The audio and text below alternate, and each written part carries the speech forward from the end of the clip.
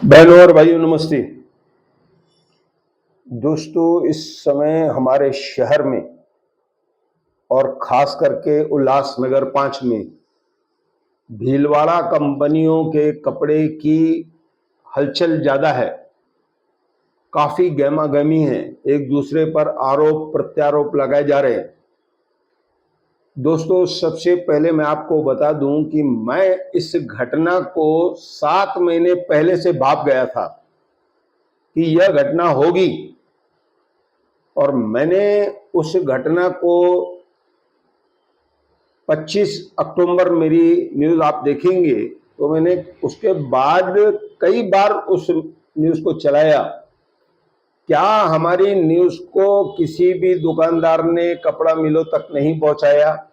क्योंकि हमारे पास तो उनके नंबर नहीं है, और शुरू से ये तय था कि ये 13-14 करोड़ रुपए का मामला जाकर बैठेगा।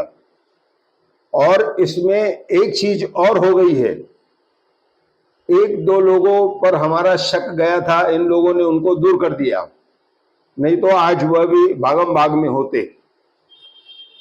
दोस्तों, कल मैंने एक कपड़ा व्यापारी से बात की।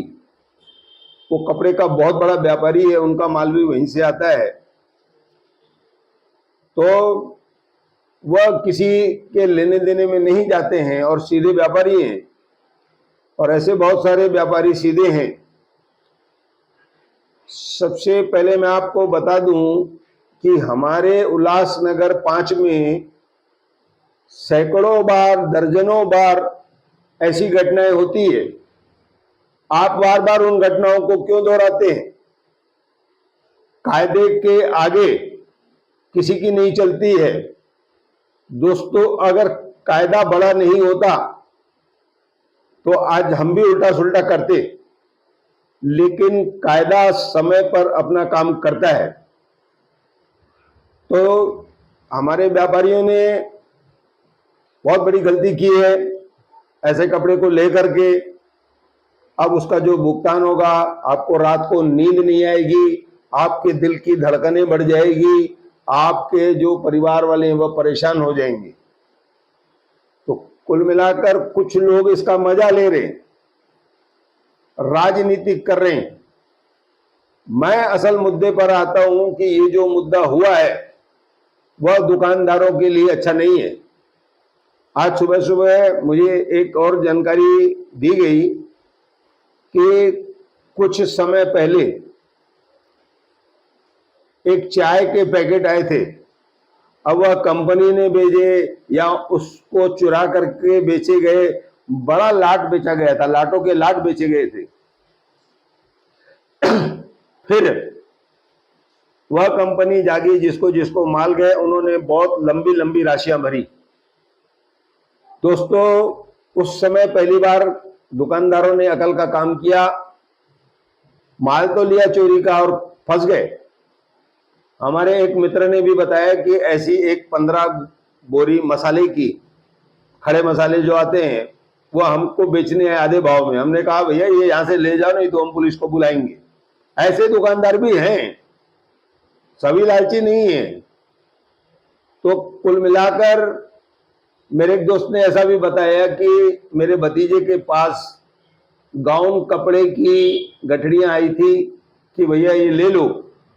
उन्होंने अपने भतीजे से कहा कपड़ा भले लेना है लेना, लेकिन उसको जीएसटी बिल लेना उससे आप। अब ये जो आप लोग बार बार कर रहे हैं, जीएसटी लगी आपको मालूम नहीं है, ये जो इतना बड़े कायदे चल रहे हैं वो आपको मालूम नहीं है। आप एक 10 रुपए किसी को नहीं दे सकते हैं और आप इस तरह के माल खरीद रहे हैं। अब आपकी हालत क्या होगी? तो कुल मिलाकर मैंने उस कपड़ा व्यापारी से पूछा कि इस प्रकरण का अंत क्या होगा। बोले ये कंपनियां जो है ना, बहुत बड़ी कंपनियां हैं, ये छोटे मोटे लोग नहीं है। पूरे देश में इनका कपड़ा जाता है, पूरे देश में इनका माल जाता है, पूरे देश में इनकी हलचल है। तो ये लोग छोड़ेंगे नहीं, इन लोगों से उस कपड़े की जो पैसे हैं वह वसूल किए जाएंगे। अब इसमें एक तो जिन लोगों ने यह कपड़ा दुकानदारों को बेचा है उनसे तो कितनी भरपाई होती है, फिर आपको जो कपड़ा दिया गया है आपकी उससे डबल भरपाई हो सकती है। मतलब एक बार का पैसे आपने दिए और एक पैसे फिर आपको भरने पड़ सकते हैं अपनी जान छुड़ाने के लिए। तो कुल मिलाकर ये जो हालात है, जो बातें हैं, पहले से बाजार में मंदी है, हालत खराब है, कपड़ा माल बिक रहा नहीं है, आपका व्यापार ठप है, मैं जानता हूं। उसके बाद आप ये सब चीजें क्यों करते हैं? जो बेचने आते हैं उनसे दोस्ती निभाते हैं आप, वह बैठा है, वह कर लेगा, बिल वाला लेके जाएगा आपको, बिल वाला घुमाएंगे आप, ध्यान करना।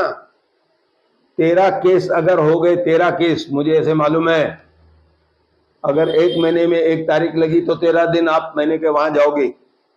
ये जो मजाकबाजी चल रही है, ये जो एक दूसरे को गाली गलौज दिया जा रहा है, ये सब कुछ भी काम नहीं आएगा। और आप देख लेना, एक कंपनियां आपसे भरपाई करा लेंगी और बहुत सारे लोग इसमें जेल जा सकते हैं, ऐसा मुझे अनुभव है और मैं इन बातों को समझ रहा हूं। ऐसा कहकर मैं धन्यवाद कह रहा हूं।